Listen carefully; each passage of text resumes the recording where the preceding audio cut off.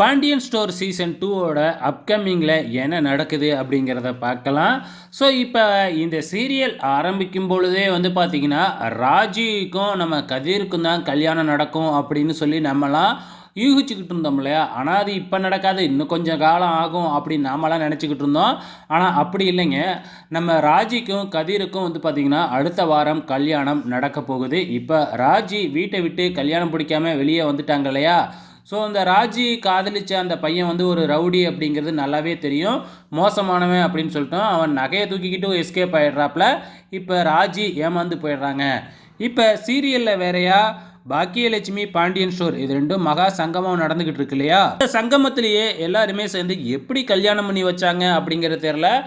மொத்தத்தில் ராஜி கதிர் இவங்க 2 பேத்துக்குமே கல்யாணம் ஆயிடுச்சு. ஓகே ஃப்ரெண்ட்ஸ், உங்களோட கமெண்ட்ஸை மறக்காமல் இந்த வீடியோக்குள்ள கமெண்ட் பண்ணுங்கள்.